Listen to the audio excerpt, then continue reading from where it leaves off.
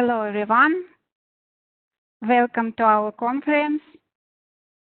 My name is Tatiana Gulina, and I'm your engagement manager in ACCA Russia. My warmest greetings to everybody who is here. We have extremely interesting speakers today, and I'd like to introduce the first of them. It's Andrei Potapov. Andrei, please, we can start.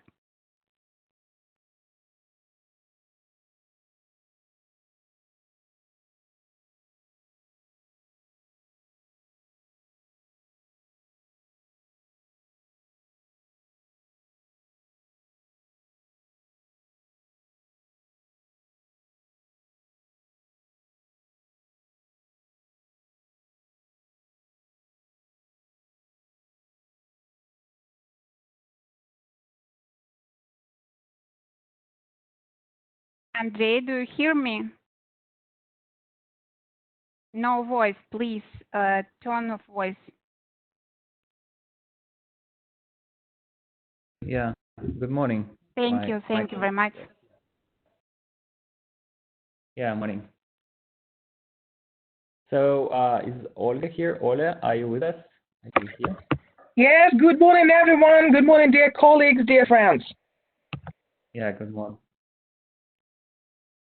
So should we start? Tatiana? Yes, we should start, and Yeah, okay.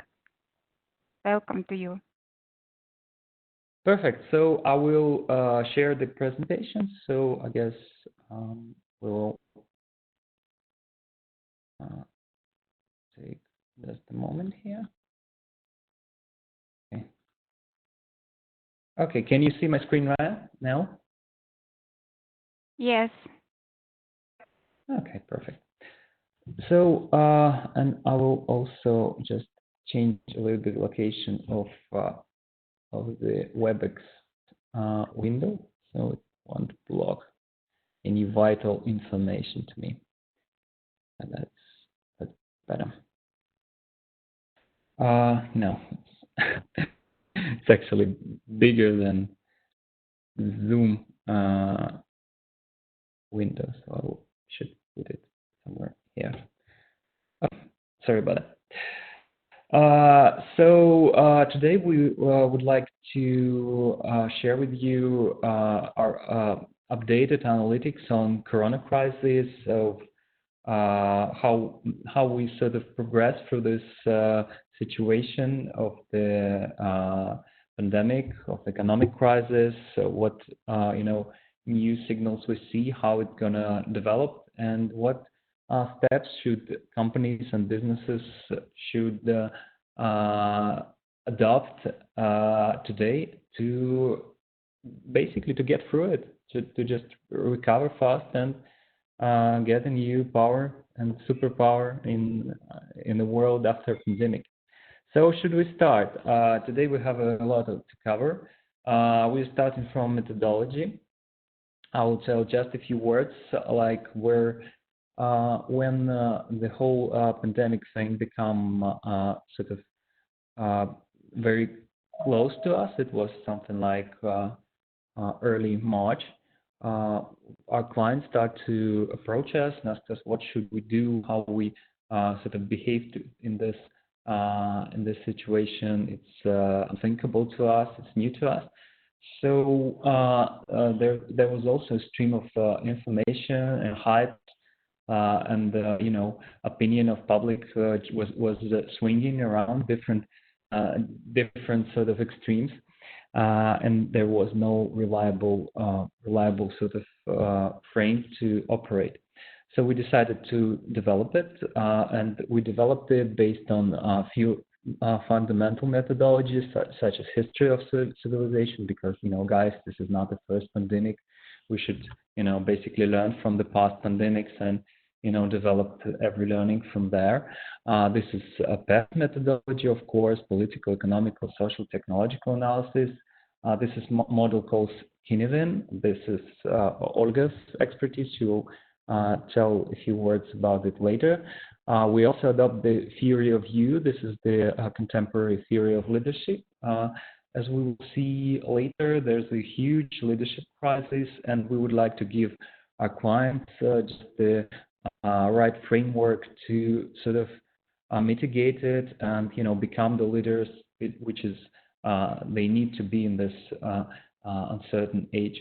And of course, this is our favorite methodology, scenario planning. We always use it, especially it is useful in the times where there's huge uncertainty. We call it VUCA party. It's volatility, uncertainty, complexity, ambiguity.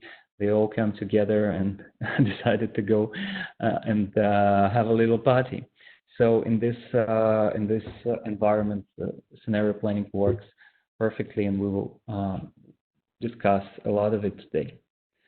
And I will give you just a brief retrospective. We usually start with the Cassandra myth. Cassandra is a Trojan princess. I'm sure you're aware of it from the Greek mythology. She was the mistress of Apollo, god Apollo, and Apollo was in love with her so much, so he gave her the ability to see the future, to predict the future.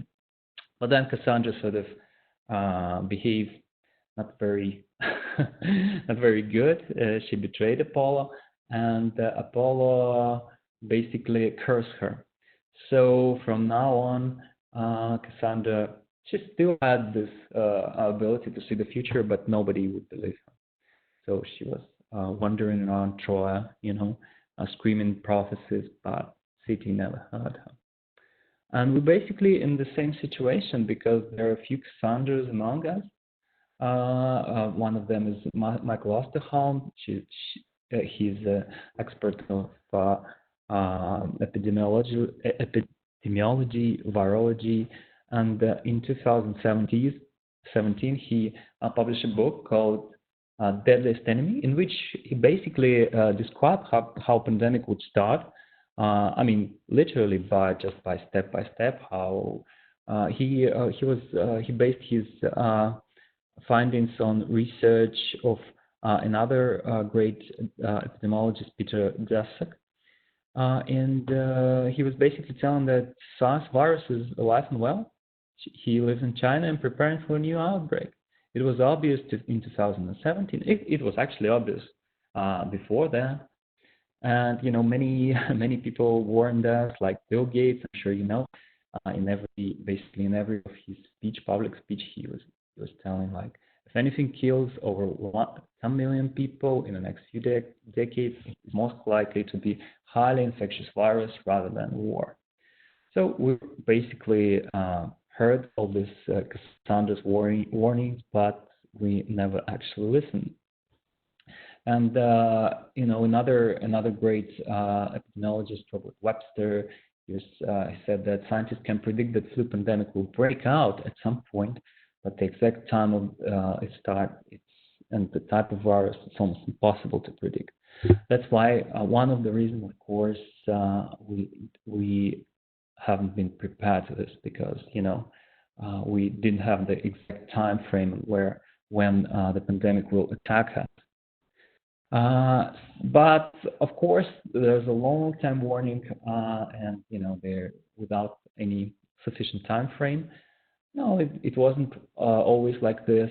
In January 2020, there was an article in a very, very respected journal, Lancet. I'm sure you're aware of it, in which basically a few scientists forecast the potential international spread of 2019 COVID. Basically, based on the models of air passenger travels, they predict how the pandemic will spread, and with a very, very good, with a very basically natural. It's like we see, like basically, it's a situation going just node by node. So we should start our preparation at least then, right, in January this year. but of course, not many heard of.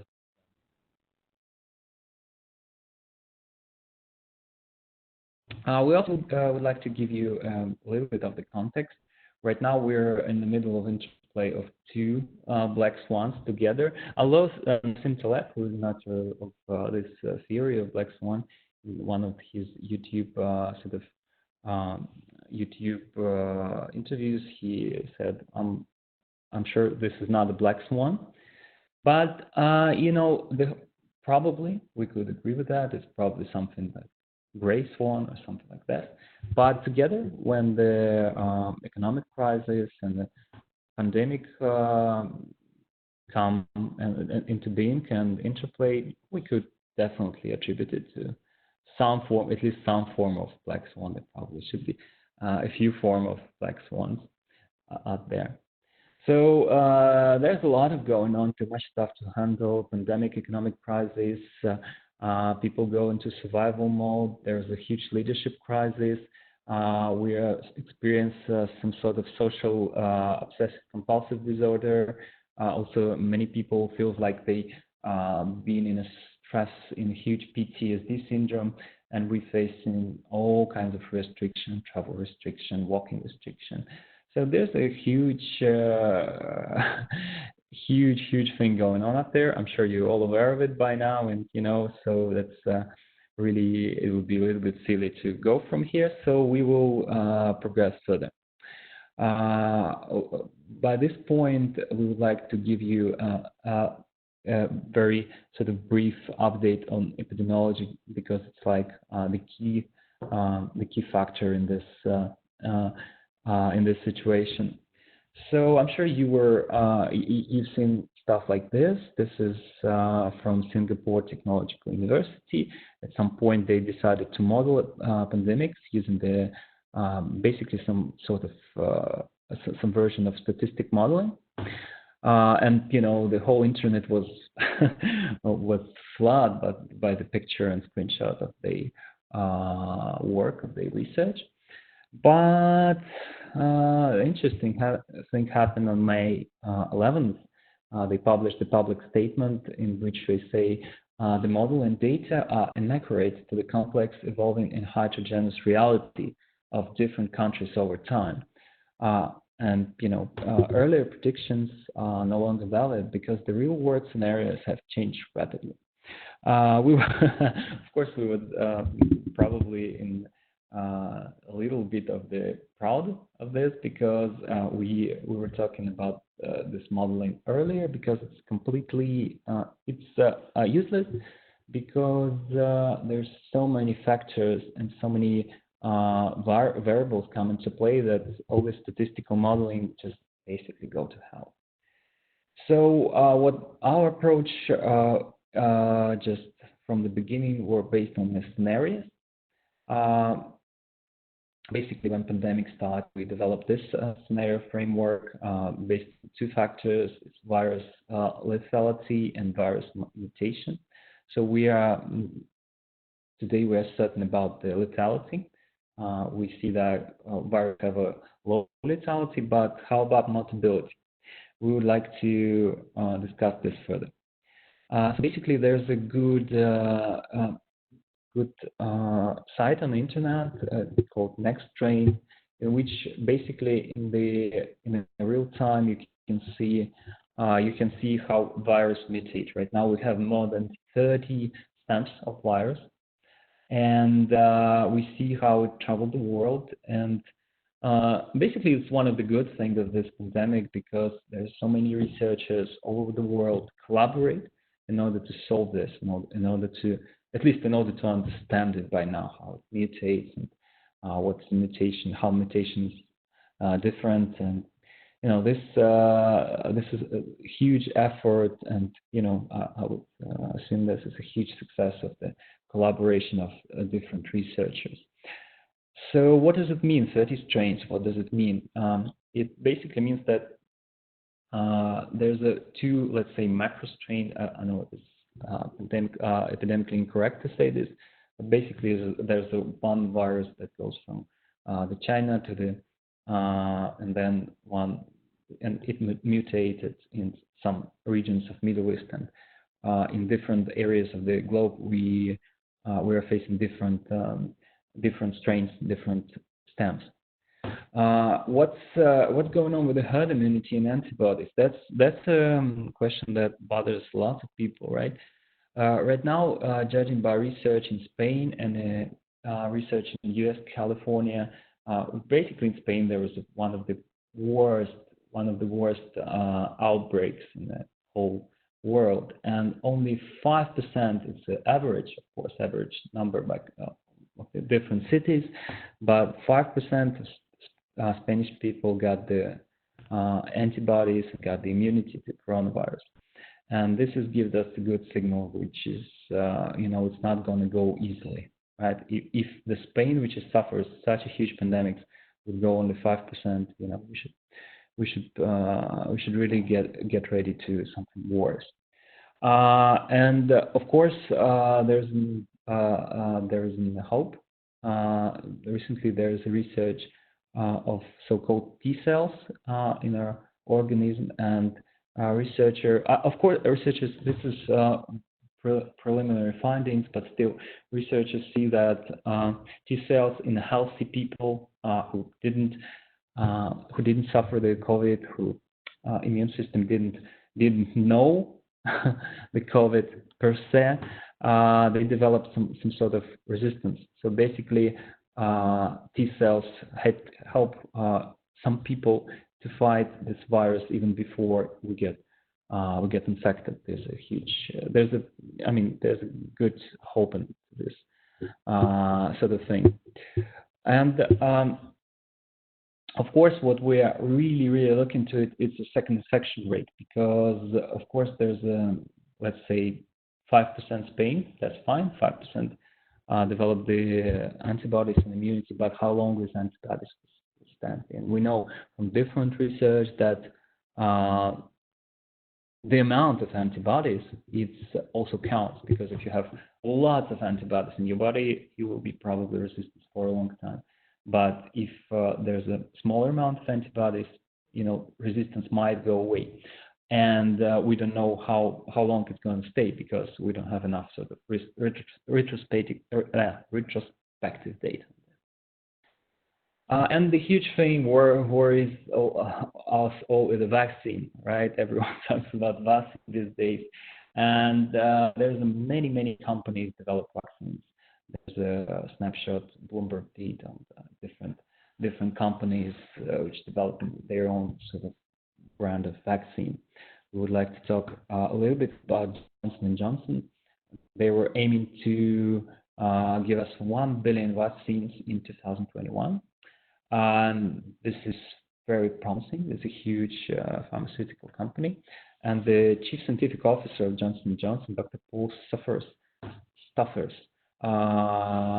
he said, as well as now working toward 1 billion vaccine for next year, we will have some vaccine available this year, but it will depend on the authorities, the FDA and the other, to decide whether it can be used earlier before efficiency data is available. And this is also very sort of promising sign, because there's authorities go sort of probably beyond protocol. And the next case I would like to show you is AstraZeneca and Oxford University vaccine.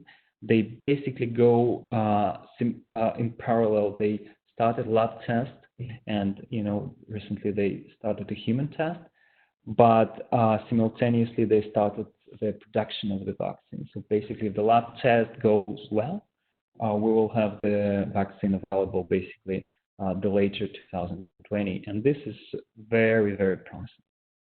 Of course, we should remember that no matter how promising it is, there's also lots of complications and lots of hard stuff in vaccine development. It's not the easy process.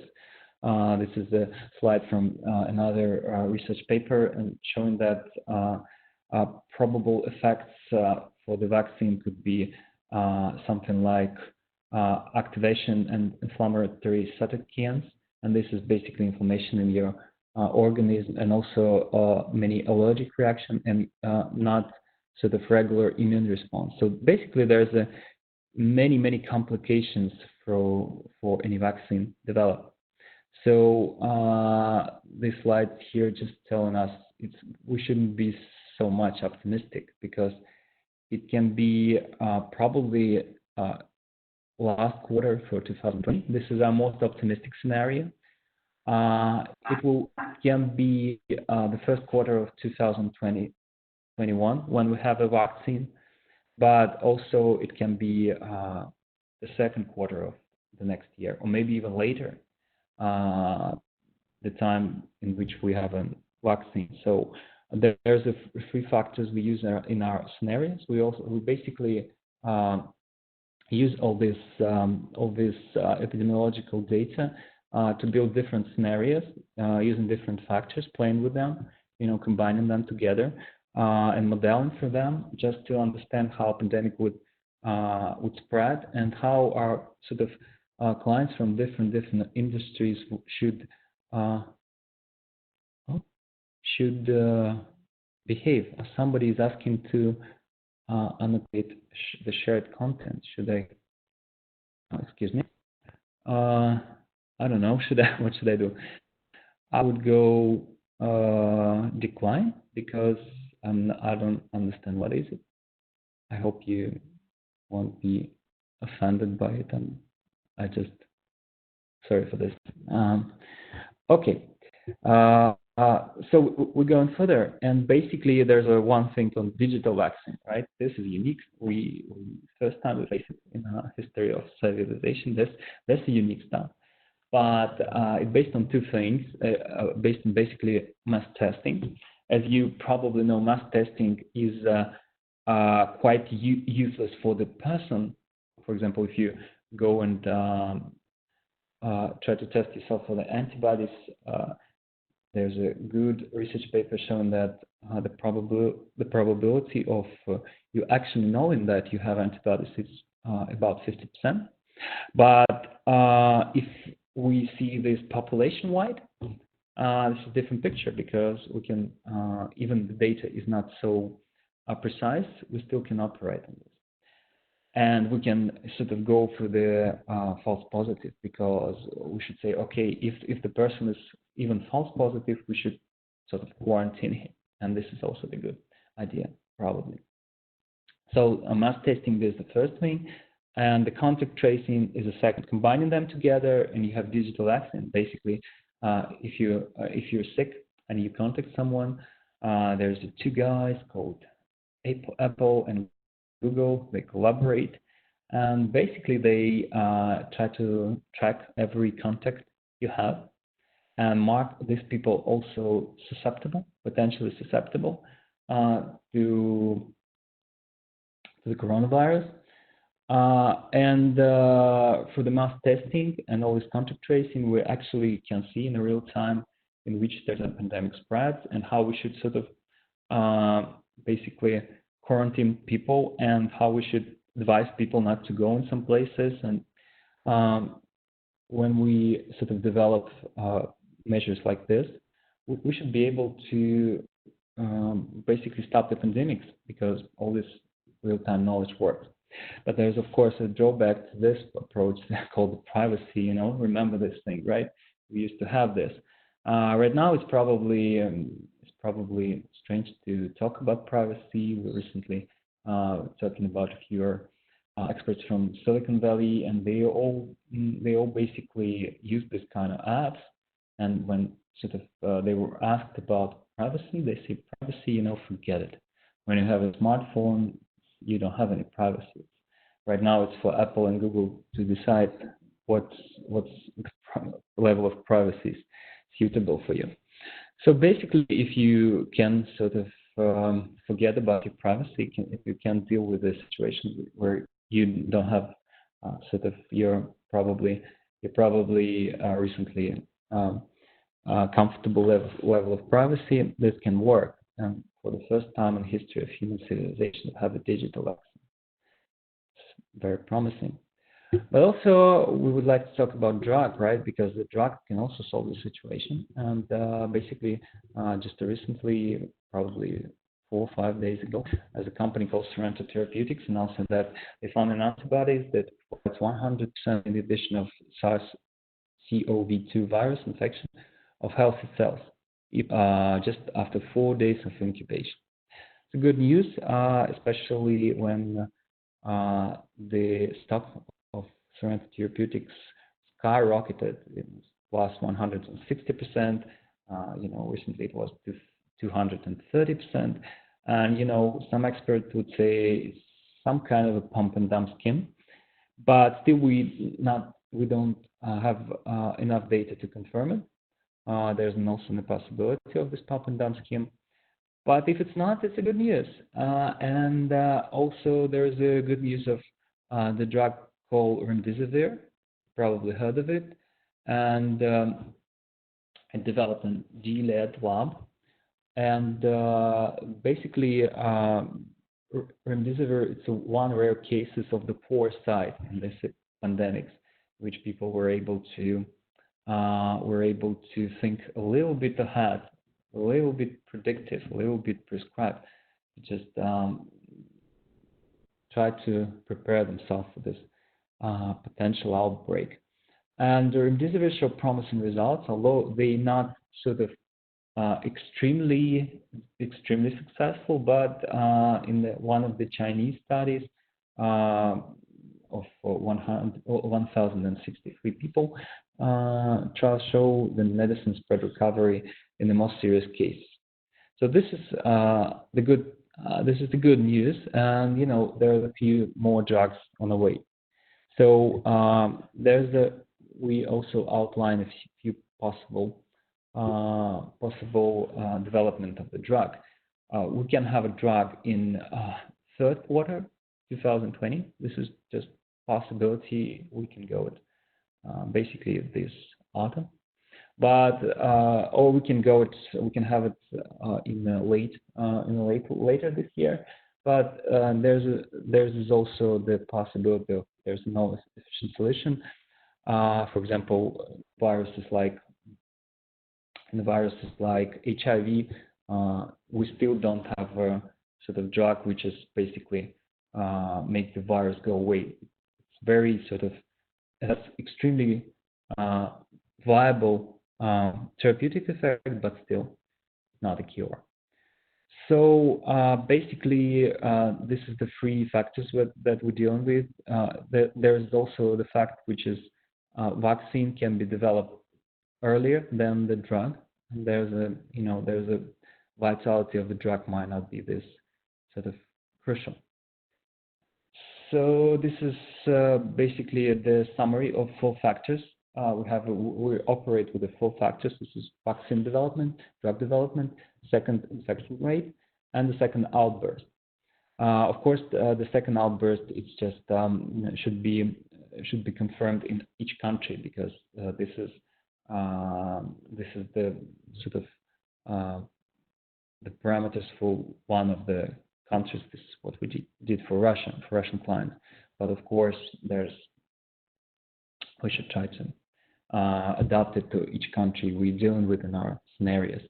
So using this very basically simple scheme, you can see which scenario we have. We even have like 3 scenarios, like V1, V2, V3, and of course it's not. It probably won't be the case, because the actual scenarios we would have would be like something from V1, something from V2, some parameter from V3. This is what we usually have in morphological analysis like this. But even if we just simplify it and we have 3 scenarios, you will see the possible future which we would have. For example, in the V1 scenario, we would have a very, very sort of bright and very nice future in this. Social distancing protocols would go away, and basically the virus would go away and we try to sort of recover. But in the V3 scenario, we will see like the second outburst. We see the people who already been sick, they sick again, and there's no efficient drug and there's no vaccine. And this is the very, very dark times can be for the humanity. Okay, so we are switching to the social and economic scenarios, which is basically the core of our presentation. I will transfer to Olga. Olga. Good morning once again, dear colleagues. And judging by our forecast and predictions Andrei already shared with you, you could say that, and sometimes we heard it from our clients from the global view, that Russian foresighters are too depressive, that you see the picture in the dark material. But if we compare the data from any sources of the global agencies, you could see more or less the same predictions right now for the middle of the pandemic. On that particular slide, you could see the special cultural insight analytics from the one of the US agency who are combined all the so-called mood data from the internet. They use a special intellectual property, a special artificial intelligence tool which collected the 6 languages, moods, articles, Facebook posts, open Twitters, and all this mood collected in the one source to be analyzed of what kind of public sentiments, what kind of the news we will have in the future. And what we see right now, the major mood of the people all over the world is about the moral imperative. What does it mean? The people are very worried about how economy and the cost of life right now is negotiating on the state level of view. You could see the different countries, even the very much developed, of the economical leader of the world like US and UK, they are negotiating with the economical point of view. Should we stay home or should we not? Do we need to combine to quarantine or do we not? And this moral imperative is talking about is how we collect our sustainable, not ego, but eco.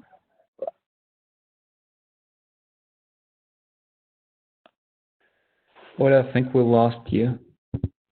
Well.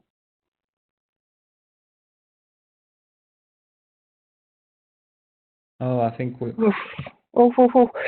Yeah, sorry, it looks like it was dropped down on the line. Yeah, so on the second stage, we see that the people are very panicked also. And we could extrapolate this mood for the next year as well, that the panic will be on the major trends with the people all over the world. And on the third place, we could see that blurring responsibility is one of the main things people are worried about. What does it mean? From the moral imperative point of view, the responsibility is not covered by state. Some part of responsibility are not covered by the big corporations. And people are very much confused which part of the responsibility they need to take by themselves and which part need to be taken by the state and other government and municipality statements. If we come further, on the next slide, we can see that we are moving to the survival mode. And this I already passed the ball to the Andrei. Yeah, so basically what is it? What is survival mode? We were talking about it basically for the few months. And right now we see how it sort of unfolds itself, how this scenario unfolds itself. So basically, one of the things which is we should sort of take into account is this me generation, which is times were writing in 2013. This mentality failed us because in many countries, the idea in which we should sort of collaborate in order to fight pandemics, we should stay at home.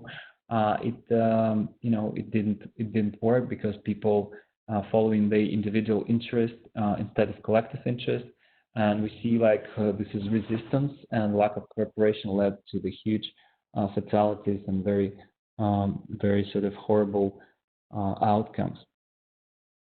We also see this socially wide OCD, obsessive compulsive disorder. Usually we see the person who is like constantly washing his hand or maybe wear a mask on, try to distance herself from the crowd. We see, oh, okay, he's got OCD. But right now we all have this OCD, and it's probably can be with us for a long time. It's not going to be ending this summer. This is the report from the researchers published in Science magazine, and they project that some parts of the social distancing protocols can be with us basically till the end of the 2022. So this is basically a couple more years. And what does it mean? It basically the society rethinks itself. There's a new sort of science emerge. We do in our agency we do lots of semiotics and cultural research, and we are very much interested in how different cultural codes emerge and how they change, and we see how different signs take place and how people change the practices according to this science, and we see this all the different signs and practices of social distancing. We also can see like how city will be changed. There's a few ideas from Strelka. This is Russian architectural bureau and institute. Basically, we see like many sort of public spaces will be rethinking. They rethinking basically now, and we also can see how the experience of going to a shop will change, like because we have basically something like an airport line in which we all have to sort of be on a 2 meters distance, and we go and we have our groceries and stuff like this. And we also go, of course, need to go to the self-checkout because cash would be horrible. So basically, this is how the shops will be rethought, and there also how the public spaces can be rethought, because, for example, we see the park on the rooftop, and there's an interesting idea, because there's a private space in which you can have your jogging and walking dog, but you can protect yourself from people who are not quarantined and who can be sick. And this is the impact on the local communities, because there will be very sort of conscious local communities, very people who would choose to take care of themselves and there will be different local communities who will say, "Yeah, fuck it, we're gonna go for this. We're gonna try to have a herd immunity and stuff like this, or we just don't care." So there will be sort of separation of these different communities, basically in different houses, different buildings. So there's also the idea of how you will rethink of your experience in the park. In this slide, and we have a little bit in Russia. There's it says "walk in the park," basically. So basically, our interaction with city was very sort of very immersive and very we were improvising. Like, I want to go there, and I want to go there. Maybe right now I changed my mind. So we will see how this basically city affordance would change. Now you need to specify the point where you want to go, and have in Russia we have a digital basically a system which you have to have a digital pass in order to go somewhere. And this practice, of course, in a few different countries. So basically, you have to specify the location which in a city you want to go, and then go strictly there. So there's no improvisation factor involved, and that will change a lot of our interaction with the city, and we have a lot of sort of time to rethink it and reflect on it. This is one of the major things that will change, because of course even the pandemic would be sort of come to the halt. We will still have a very huge impact on our on our social practices and our sort of being the citizen. Of course, we see the positive stuff. We see the new forms of social interactions, like Zoom parties, live streams, Discord rooms. We see how local communities basically come together and create something some collaborative efforts, and we see how the new cultural code and science system emerge. And this is very crucial and very interesting for us, because since we do a lot of cultural studies, as I mentioned, because it's we are basically witnessing the new something new emerge in such a short time, and the effect of this we project will be huge. So there will be a lot of practices which will stay with us for long, and we would like to we need to embrace it. This is the new world, and it's, by our opinion, it's not so much worse, it's just different. And back to Olga. Yeah, okay. As a foresighters, together with Andrei, we ask a lot of times, should any economical signs of this crisis was visible beforehand, like it was from the epidemiology point of view, and Andrei explained it very well, that a lot of forecasts shows that we need to be afraid of this pandemic in the nearest future. So the same situation with the economy.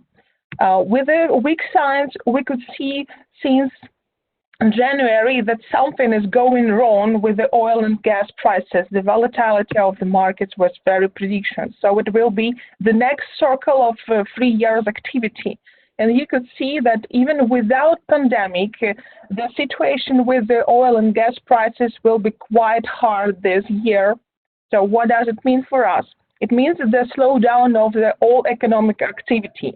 And on the next slide, you could see the same picture about the 15 years cycle, where the Moody collected the information about how it was since the last financial global crisis, 2008-2010, till our days. And if we're talking about the countries and regions who are surviving this crisis more or less well, and that was one of the questions from our participants Tatiana shared with us beforehand, we could see that it's very good correlated with GDP and all the economic and social images of the countries. On the next slide, you could see the official statistics already adjusted for the first quarter of 2020 was going on, and a lot of countries from G20 is really very hard tackled by the crisis, except for China, which is obvious because economically it's a very strong country, and 45% of world GDP belong to the China, so you could see the impact. And also India and Indonesia is going very well through the economic consequences of this crisis. What does it mean?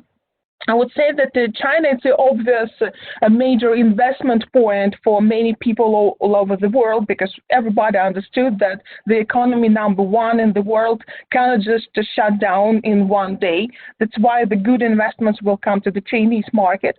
But I would say that India is even more prospect and more interested market right now. One of the questions that Tatiana shared with us before, it was about the special regions, and my advice is please see deeply in the Indian market. Why? Because first of all, China right now has a very, very bad image in terms of the social and the so-called national symbol of epidemiology. This is very poor to confess, but anyway, the Trump connotation about the China's virus is really working the bad deals and bad black publicity. But at the same time, India is a very strong country from the pharmaceutical point of view. Pharma is a historical strong business of India, and right now in a strong collaboration with their strong IT sector, they're going very well through the crisis, not only from economic point of view, but like a social image point of view. And also, you know, the economic is a mirror of your society, and you know, when country full of mindfulness and the new Mecca for any spiritual practices, you could see that it's very good correlated with the investment. So you could really laughing on it, but anyway, if investors are seeing not only the economical results, but they could see the optimism of the people living in that countries, they will invest in that country. And on the next slide, you could see that in terms of optimism, India, China, And the Latin American countries, some of them, it's really on the avant-garde of their stream. You could see that from the G20, all the developed economy, all the economic leaders are really moving very bad in terms of the national optimism. Why this crisis is so different from the crisis of 2008, 2010? It's just because the engine of modern economy, the willingness of people to spend money, it's really slowing down. It's a really crucial point. That time, 10, 12 years ago, people don't have enough money after the financial crisis, but they still have a lot of willing, a lot of wishes, what they need to buy and what they will buy after the crisis is ending.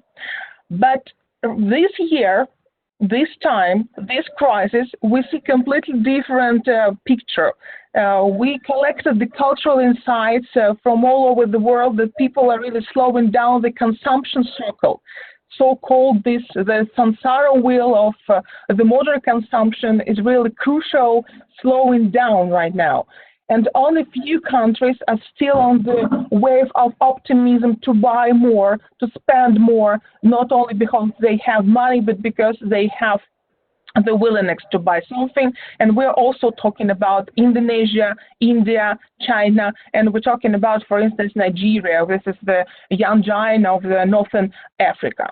So answering your previous questions, this is the regions where a lot of investors are looking for, and they come with the money for this investment as well, especially taking into consideration that Chinese money are already in the Latin America, already in Northern Africa, and this is also the good sign for others to come there.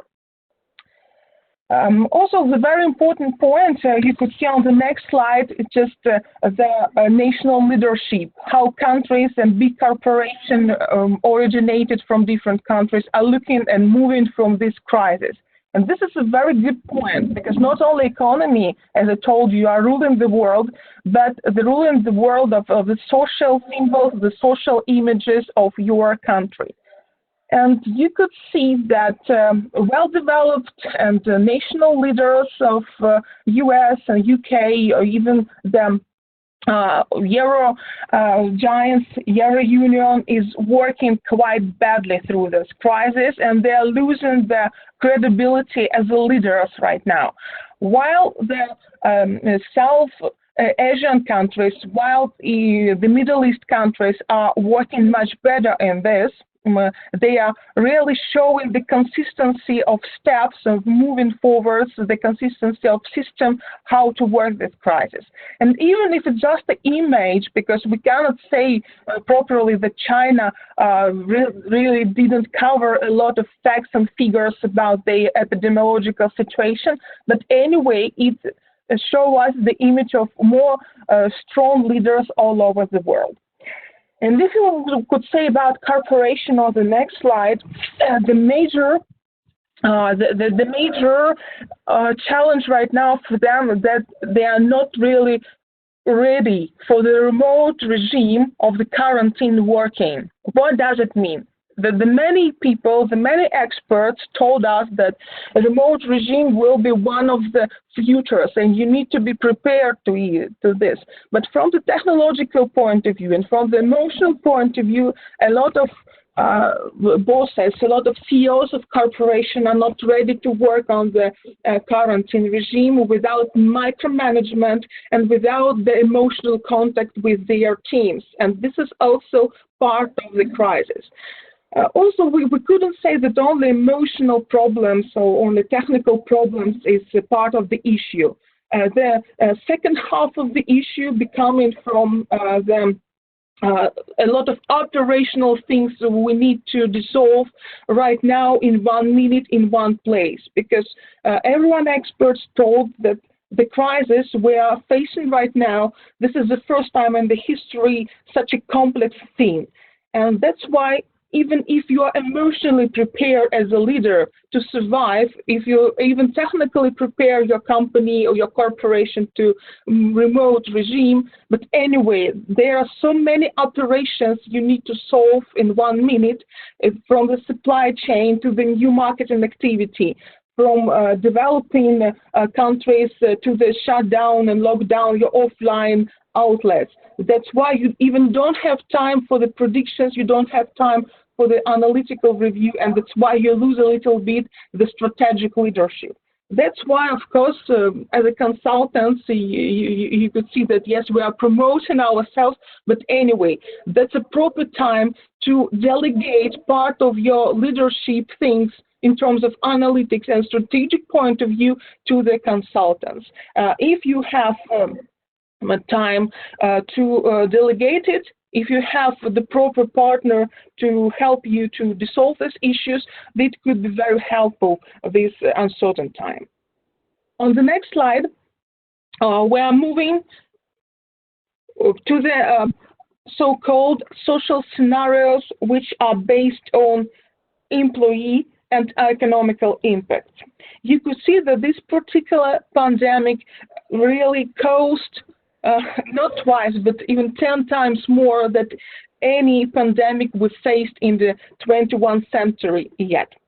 So according to the last predictions, we're talking about more than $3 trillion we will spend to solve the issues after the pandemic world. And this is more or less correct information, taken into consideration that the U.S. right now is talking about the special economy package for $2 trillion. So you could see that this is a more or less true figures.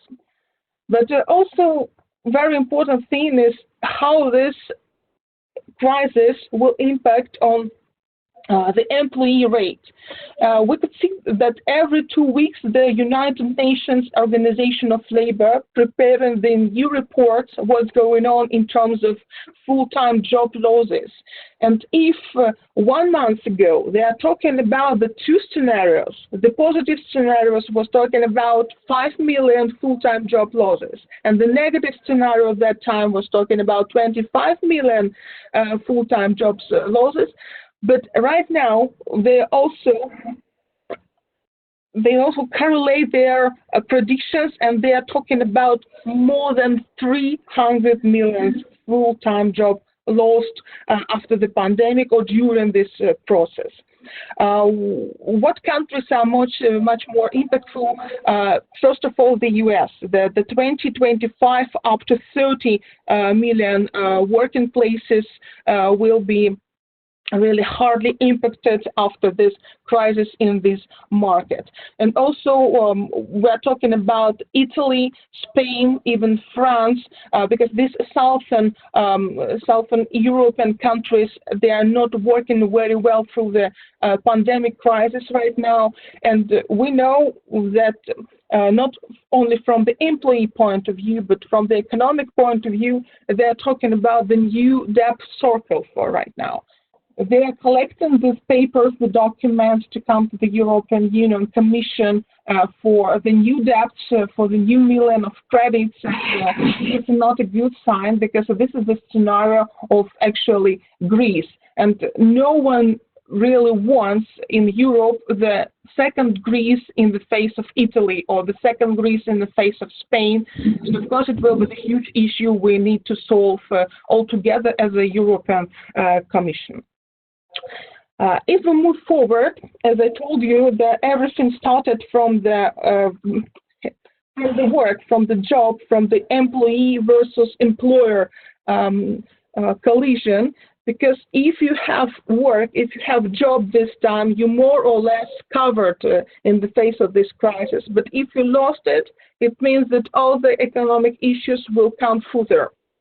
So we're right now on the first phase of the social scenario, that employee is really collusion with the employer, that not only unemployment hit, but the new forms of the informal contracts are not very well welcomed by the employees. They don't want to lose the medical insurance, the social insurance. They don't want to be the self-employed people, but still working for the big corporations.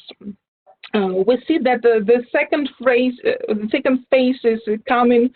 This is already here. We're talking about the social stratification and the new deep conflicts between group of social people, group of employments, a group of state interests, and there are a lot of positive implementations that the crisis, it's a time of collaboration, and the coordination between a group of people will be much higher. We talked about in the newspapers, but what we see right now, the collaboration level is very low for the moment, I would say, and this means that after this we will face with a third phases. What is it? This is a really loss of trust.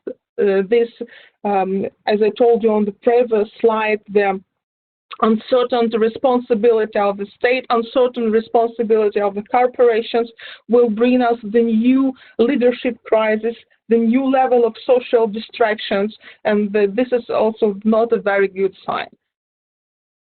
On the next slide, please.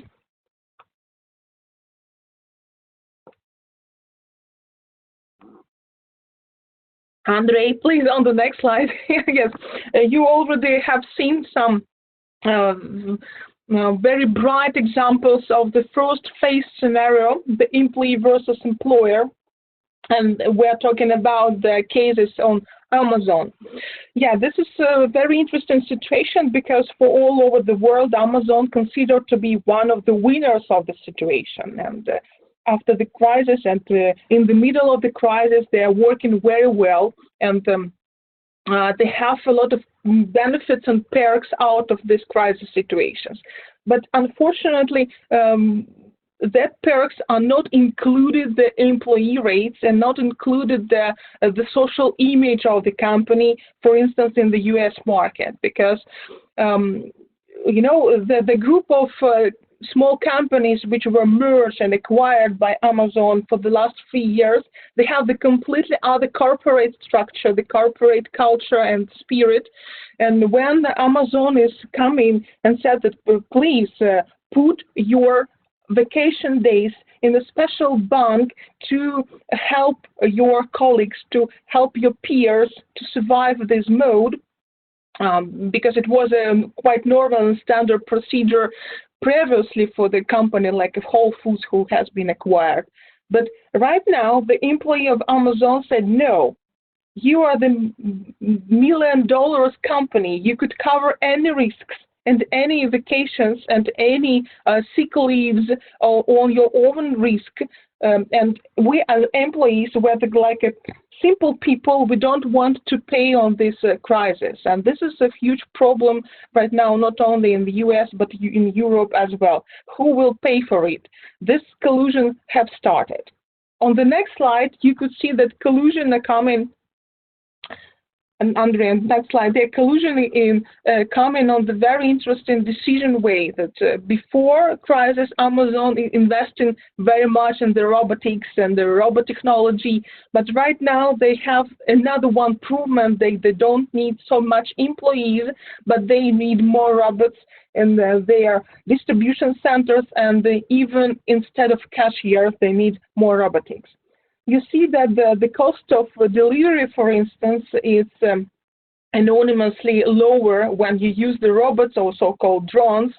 And also, which is important, that previously it was the social stigmatization of the robotics instead of employee, because you are not helping to survive the society if you are coming with a robot who are replacing the working place of the cashier or the distribution center worker. But right now, the companies like Amazon, they have the indulgence, they have the pampering for this process, because people right now thinking not only about the social scenario, but epidemiology. And from the infection point of view, any robotics, any drone delivery is much more preferable and socially reliable than the human-to-human connections. So you could see that crisis is really closing some things, but open some opportunities, and what have been stigmatized 2 years ago, right now became the standard practice. If we are moving further on the next slide, you could see that the only one answer we have 2 months ago, it was the remote regime. But frankly speaking, dear colleagues, could you understand how many people could really work remotely?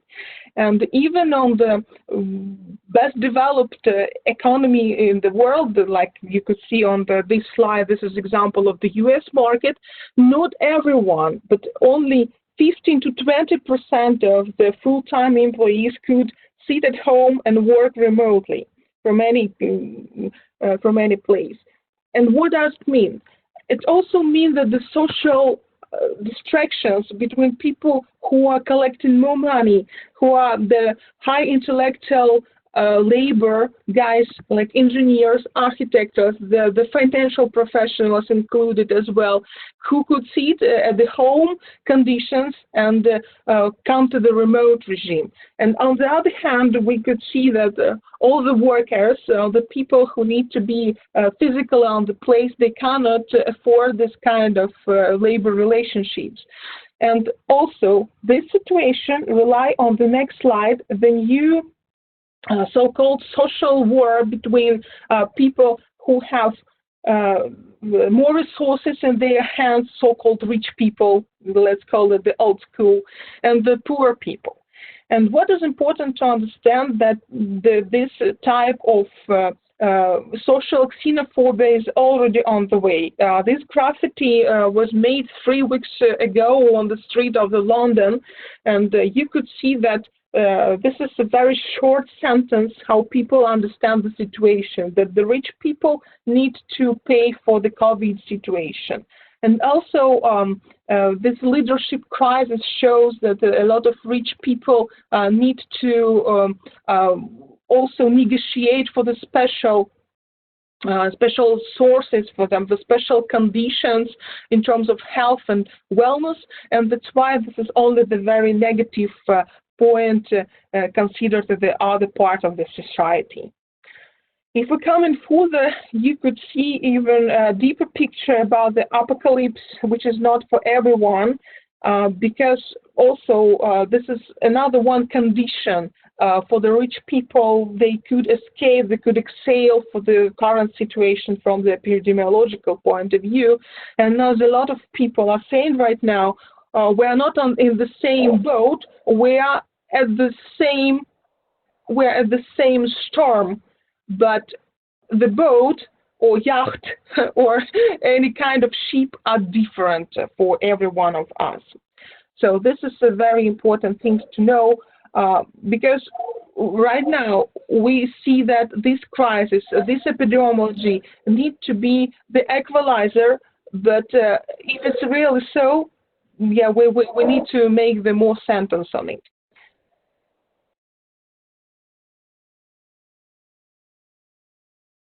So yeah, it's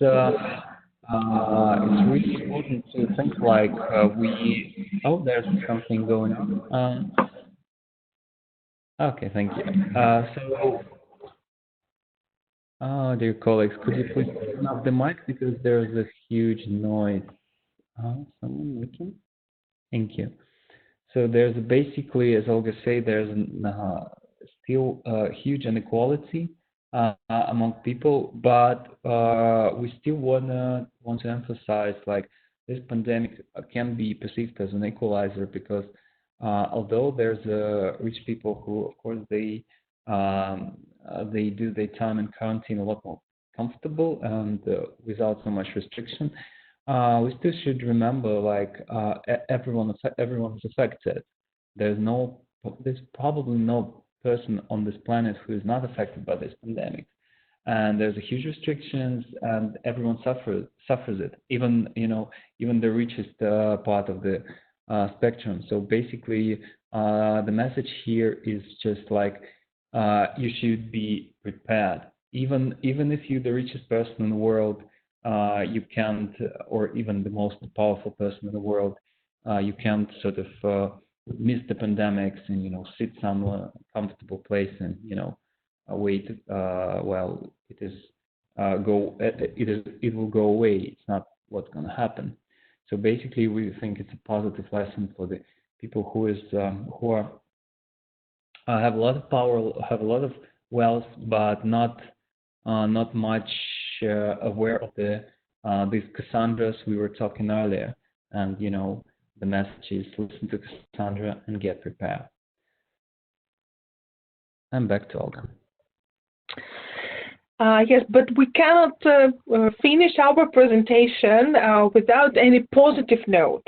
And this is not only because this the special method, the special approach to do like this, but also because a lot of experts are looking forward to this crisis with a high level of optimism. For instance, we have so-called comment from the future. This is the expert opinion of Professor Peter Coleman, who is working hardly who's hardly working or working hardly on the social conflicts in their university. And next year he was aiming to release his new book, which is called The Way Out, How to Overcome Toxic Polarization. This is everything about the social conflict. But right now, he sees that the crisis, the pandemic situation, brings him so many new information, data, and monitoring things that he is really accelerating. And this book will be released by the end of this year. And the opinion of professor that some kind of social shocks break different ways and could really unite the nations, unite the people, unite the global part of this policy. Right now the globalization, this is one of the most challenging world in our days, because if the global world could really allow the situation come right to blind now, this is really good question if the globalization is the right thing for the world. But actually, this is the right thing, because only together we could come through all the shocks, and only together sharing the collaborative way of the new geopolitical understanding of the forces, we could come to the real answers. And what could be the answers?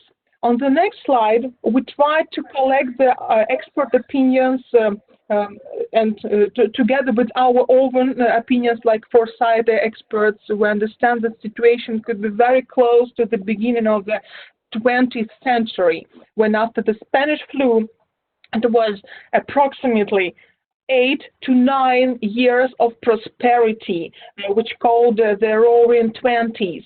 What does it mean? Not only the entertainment, but the hard machinery, the automotive, the industry was really booming that times.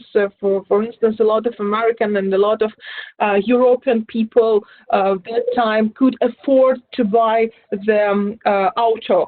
This is the important sign of the economic rising that years. And also in terms of the feminism, it was a very good era when women really could say their rights, goals, and votings. And it was the right time to speak about it, to accelerate it. But we could say that this prosperity of Roaring Twenties ended very quickly by the Big Depression, the Great Depression from the U.S. market, and it lost more than 20% of the U.S. economy, and then approximately 10 to 12% of the world economy. But actually, we could be even positive in that kind of picture, because that time, in the beginning of the 20th century, there were no special global mechanism, the special global tools to face the economic crisis together, but right now we have it, despite the fact that everyone will be affected. But anyway, when we're talking the credit things and when we're talking about the new zero cost of money for the credits to push the samsara wheel of consumption, this is the proper tools to use right now. And coming to the more precise things on the next slide, we're thinking altogether about the best industries to investment. That was one of the other questions that Tatiana shared with us before this meeting. And you could see that really a lot of industries are really doing well, dealing well with the crisis, and could be a very good potential way of the investment. But actually, frankly speaking, if we would like to make money out of these industries now, we need to invest 2 years before. But 2 years before, only few experts, only few investments understand what's going on and what the point of fragility in every industry and come to another investment plan. But let's see precisely who is suffering. First of all, suffering the aviation, the leisure, the real estate, the food retailers, which are operating only offline. This was a very bad decision not to invest in the online platforms and marketplaces. But on the other hand, we could see the very good prospects for gold mining. We could see the very good prospects for pharma and biotechnology, the telecom and mobile, and together with the telecom and mobile, the satellite situation, the space networking. Only we see that online food retail and media right now, it's booming consumption. IT and cybersecurity, this is a hot topic. And talking about the consultancy, not only the financial consultancy, but strategic consultancy, really on the high rise, because as I explained you previously, in the times of the crisis of leadership, a lot of CEOs, a lot of top management, they need to delegate the strategic things to some external experts. And if we're moving a little bit forward, I just prepare for you the two simple cases, the aviation and space. This is a very skyrocket industries, but anyway, we could compare how it looks like, how the crisis impacted on these quite close industries. For instance, in aviation, this is not the first crisis. This is actually the third crisis in the row they faced in the 21st century. It started after the terrorists of 9/11, and you remember the situation was quite hard for the aviation passengers because millions of people really decided not to use the aviation anymore because they're very afraid of the new tariffs. And it cost $25 billion for the industry and 12 months for the recovery.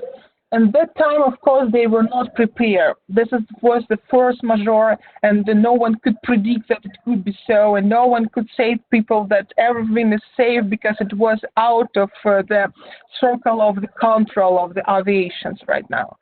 But the second crisis they faced was already more or less predicted, and a lot of things, a lot of learnings coming from the first crisis could be implemented already. But the aviation industry didn't, and the consequences was quite hard that time as well, that $9 billion lost for the world industry of aviation, and approximately half of the year they need to recover. And after these two giant crises, they have no initial learnings. And this third crisis is coming not unexpectedly for them, but they came on the so-called white paper. The aviation companies were not ready to answer all the issues, how to how to bag their tickets, how to operate with the new safety regulations. They don't have answers, and what does it mean that we, in our even own industries, we not need to be like aviations. We need to collect all the learnings we have after the crisis in past, and we need to act properly. Like, for instance, we see on the next slide that the space industry is working. One of the key learnings of the last crisis was that the telecom and mobile nets are on the high rise because people stay at home and they need much more internet connections to make the professional Zoom meetings or to make any kind of the operations via internet. But the telecom conditions are not enough to manage it, and even in China, there is a lot of white spaces. There are no internet connection at all, and that's why more satellite on the orbit means the best connection, the best mobile net in the future. And SpaceX is one of the companies, even the space satellites is one of the industry, because SpaceX is not only one company who's operating on the market of commercial satellite launches.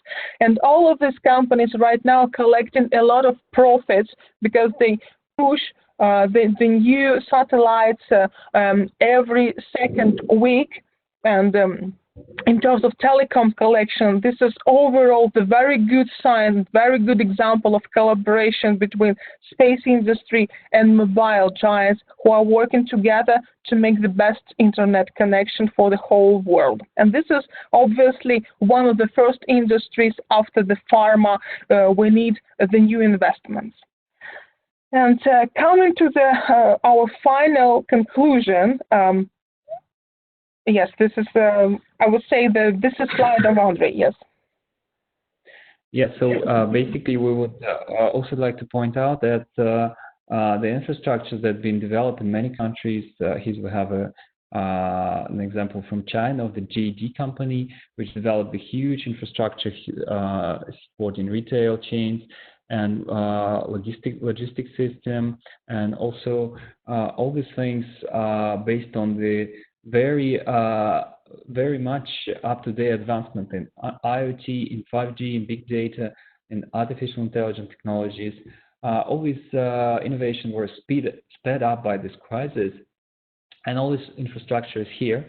And I mean, many players all over the world developed the huge infrastructural changes and logistic changes basically in real time. A lot of people put their talent, put their money into this. And basically, this is all we have after the pandemic, and this is a good news. Like, it sped up some innovation. It sped up some of our thought processes. And I think this is what we recommend to our clients: is like keep this mentality, basically, right? Because if you can work in this pace, in this such a basically not very friendly environment, you can get a lot further than basically go slower. And we have a few basically final remarks on how you can prepare yourself for the next phase, which would be basically something between the recovery and fighting the new consequences. And we have six ideas. First of all, it's a war game. War game simulation is what we do a lot of the sessions like this. We basically say to people, like, you need to behave like you're at war, right? Because the peacetime methods don't work. So basically we do something called war game simulations, in which allows our clients to basically perceive themselves in the situation of war times and get their strategy down by get ready for the next 2-3 months, very sort of on board. Of course, the second principle would be diversity. We see like there's a company who is winning, who diversify their portfolio of products, and we're doing this a lot, diversify our product portfolio, diversify of the view of the people, because the company who are winning in this crisis is the companies who have in the teams people with very different perspectives, very different backgrounds, who can look at this problem and think creatively and collaborate and develop very, very creative and very smart and sort of up-to-date solution.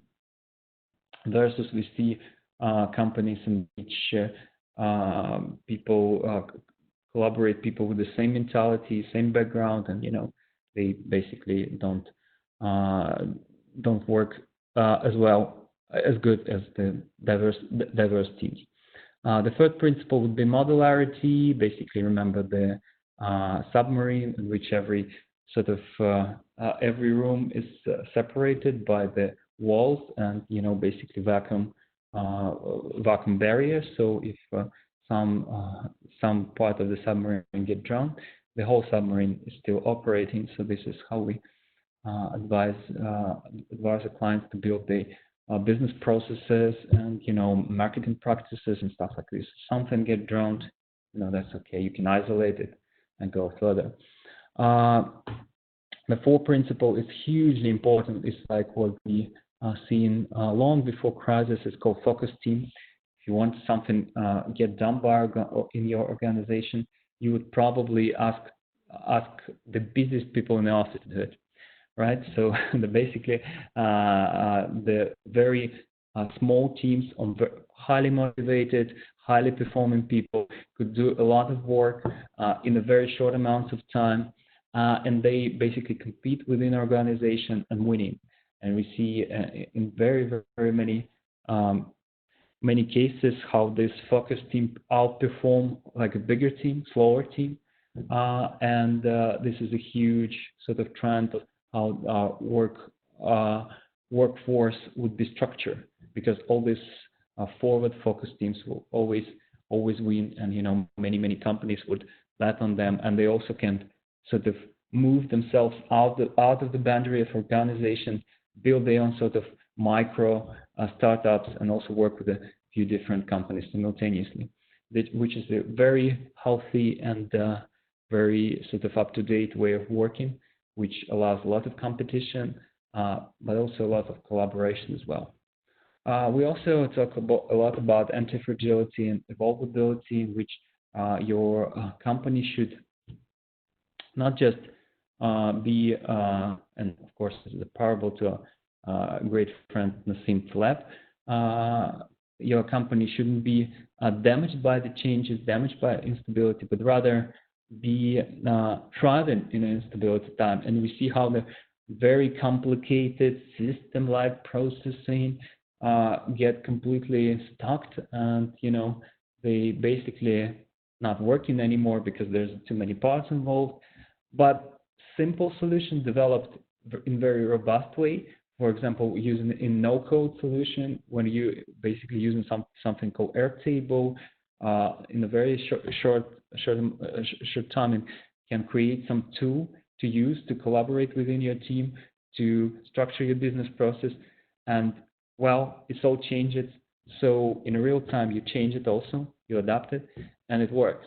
And we will also see the renaissance of the tools like this, which are adaptable and very sort of can be developed evolutionary, just by small incremental changes under the pressure of the external stress. And the last but not least is prudence and scenario thinking. We see by this pandemic, we see how hard for people to think in scenarios, because people want the exact solution. Like, I want to know within 5 months where the pandemic will be, where my company will be, where my revenue will be.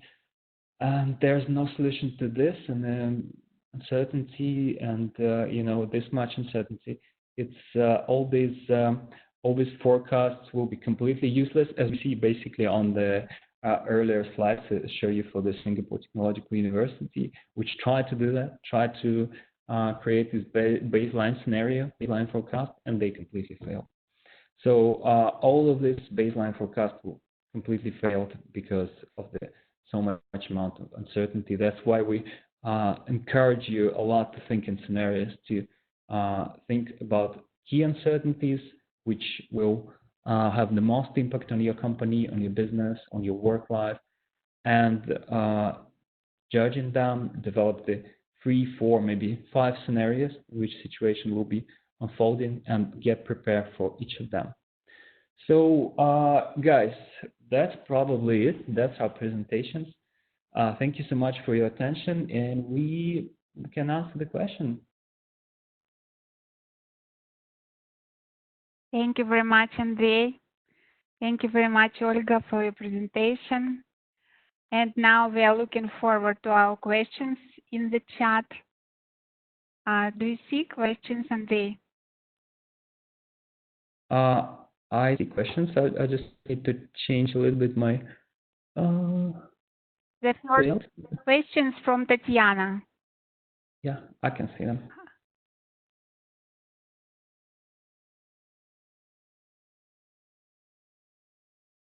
Yeah, I see. How do you think how economy recovery model will look like? V fast recover, or U slow grow, or maybe W? Oh, that's a question to Olga, which she just yesterday we present our models to one of the big sport clients.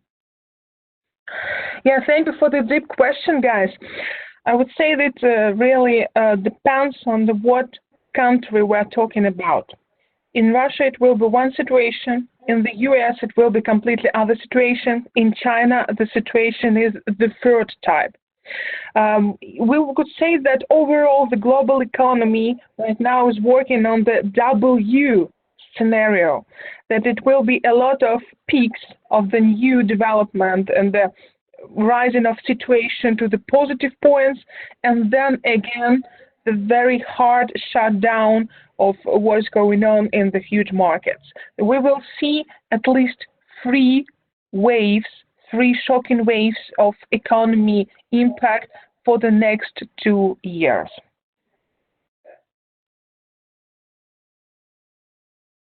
Yeah, thank you. Should we move to the next question? What about the promises of Russian scientists to provide a vaccine by the fall? Well, you know, it's kind of, we would find them premature. Still, I had a slide in my presentation which show how many obstacles and how many sort of factors involved in vaccine development. So we would say it's possible to get a working vaccine by the fall. It's not clear who's going to be winning this because, as I mentioned, there's probably more than 30 companies working right now on the vaccine. I show you just a few which we consider more promising, but right now it's basically impossible to say who's going to be winning this vaccine race. Probably there will be few stakeholders, but the probability of having working vaccine by, as you said, by the fall, it's probably by the end of the fall. It's possible, but it's not very probable, I would say. So the next question. The questions are a little bit moving here in the chat. Sorry. It's interesting. The higher economic countries, the less optimistic. Yeah, that's a good observation. Sorry. So we're moving to the next questions. From Ekaterina Yerohina. Yeah, I see. Does it mean that salaries of those who work by hands, growing food, working the factories and transport, will be increasing due to the higher risk of virus? Does it mean that? I tried to. What do you mean by the higher risk of virus? You mean of the second outburst, or the maybe future viruses? Could you please elaborate on this, because the question is not clear to me. If you, Ekaterina Yerohina, please, if you do a little bit of the follow-up of the questions, it would be good. Next, different experts are saying that the crisis will last 18 months, similar to Spanish flu, and the next wave is experienced to happen in autumn. What is your opinion on this? Well, basically, okay, I'll read the question better. Different experts are saying that the crisis will last for 18 months, similar to Spanish flu, and the next wave is expected to happen in autumn. What is your opinion on this, Oksana? Well, I tried to answer it since my part was about epidemiology. And basically, there's no way of saying it right now, as that's why we talk a lot about the scenarios, because in such a high uncertainty, it's 18 months, could be 22 months, it can be 6 months. It's completely, these baseline predictions are basically shown themselves useless. And as I mentioned in the first slide, one of the first slides of the basic forecast of the Singapore University, they try it and they completely failed it. And they have a courage to accept a fault. So we very much encourage you not to use baseline predictions, because in this amount of uncertainty, they will fail.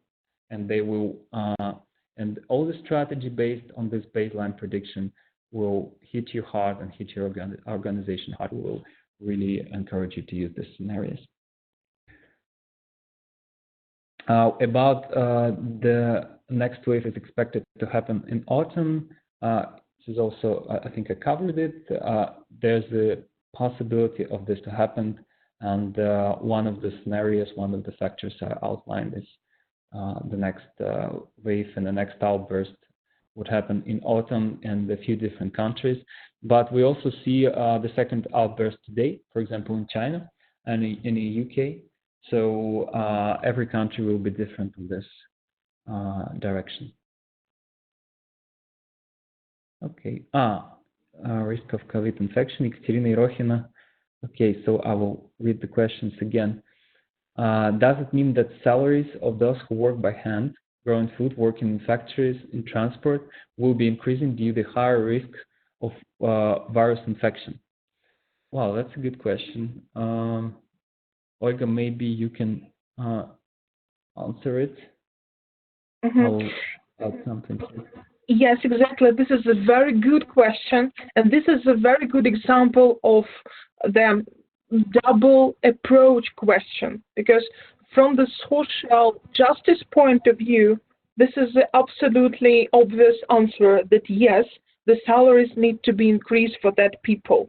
But we are operating in the economic situation where millions of people lost or are losing their jobs, and they came to the open market to compete with the people who are working by hands on the absolutely new circumstances. It means that from the capitalism point of view, if you have more people competing for the one working place, it doesn't mean that you need to rise the salary in terms of the risky conditions. And this is another point, another dark material of this question. Thank you. So we're going forward. Could be other viruses as well as the humanity is scared of such situation in the future, I think. Okay. So yeah, this is Ekaterina Irohina. The follow-up. I think yeah, this is basically the situation we are talking about to lots of our clients, which is we focus a lot on the current pandemic, and the pandemic will go away eventually, but there's a huge risk of the pandemic like this to sort of happen again, and also there's a few risks of the disasters of other kinds. For example, right now we are looking at lots of people working at home. They're working from different devices, and they are not as secure as you sort of have all devices in one place. And we're projecting like there's a huge possibility of the greatest cyber attack in human history. because there's never been so many devices all over the world collaborating, exchanging data and valuable data, not just your social media posts or something like your pet's photos and something like this, but very valuable data on your work, basically the work data, the business data. So there's a huge opportunity that something horrible can happen to this, and there will be the huge cyber attack on this side, and that will also lead to something very unfortunate, something like we are quarantine, but there can be bigger consequences. For example, we can have we can be facing the electricity or grid lockdown. We will, the whole city might be without electricity, or maybe the critical parts of the city. So yeah, the whole thing of this pandemic, we shouldn't stop our thinking process here and go how can we get out of this. We should think what other disasters of what other kind we will face in the future and how we can be prepared for them. That's what we always propagate to our clients and basically to anyone who is listening. Okay. So what is your projection where pharmaceutical companies' prosperity and the whole pharma industry will benefit and gain the opportunities for further development of just those that will manage to develop vaccine or relevant drugs? What are the prescriptives of OTC business? What are the perspectives of OTC business in general? Thank you. Wow, Olga, that's a deep question. I think it's really hard to answer it in just such a sort of blitz format. That yes, absolutely right. It's a very deep and complex question, but we will try. What we see, actually, we're stepping in the age of the new era of biotechnology. And unfortunately, some of the even giant pharmaceutical companies, they're a little bit far away from this important trend, because they are moving the conservative businesses and they are making the extra profits right now, which is good in the current model. But in the next 5 to 10 years, this model needs to be really changed, or they need to anticipate markets differently. In terms of innovations, right now I see that the collaboration between IT sector and pharmaceutical, like we could see it in the Indian market, this is one of the most prospect way to solve the situation, not only right now, not only answer the current pandemic, but for the future prosperity of these businesses.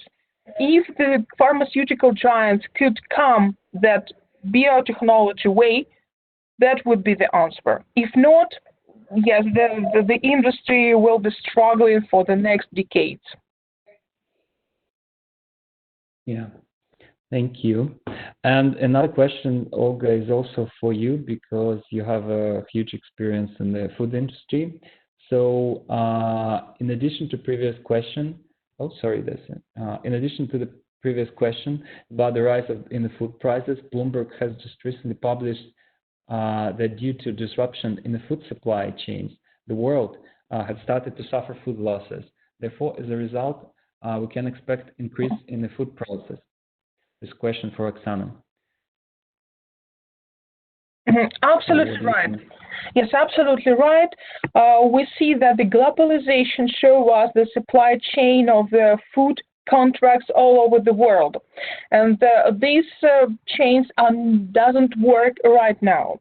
What does it mean? It means that we will come to the new model of so-called regional supply chain, and then this model will evolve in the model of the country protectionism.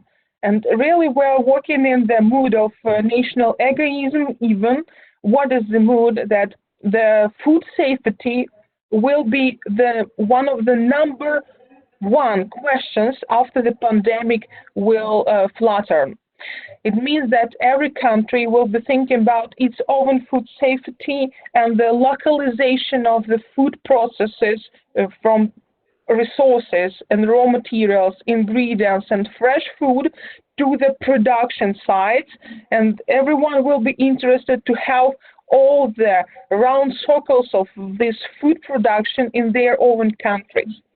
And here, sorry for my country optimism for the Russia, I would say that probably, one of the not many countries who have such experience after their geopolitical sanctions war of 2014, 2015 and further. And we have the good experiences of very quick, very effective localization of the food supply, food production, and the whole food local circle in one country. So this experience will be shared globally, and a lot of countries could contribute and could collect a lot of good tools out of this experience of our country. Thank you. Yeah. So the other question is last question from Alexander. Yeah, inflation. What are the present prediction or visions of inflation in 2020 in Russia and in the EU? Well, this is also very deep question because it's sort of relies on very many macroeconomic factors. We can say that recently there was a huge and big research report by the High School of Economy, in which point out that in Russia during this year inflation could grow up till 5%, maybe even more, to 6%. But of course, this one factor is not giving us a lot of sort of insight, because we need to see it in the whole. Basically, in a whole variety of factors, like the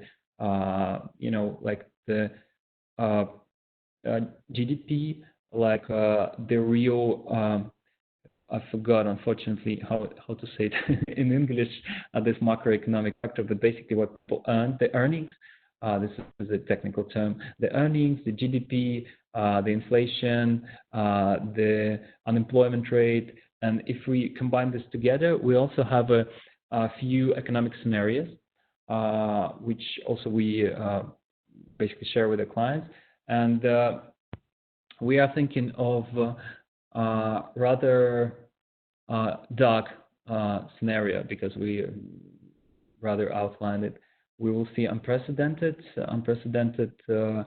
drop in earnings, and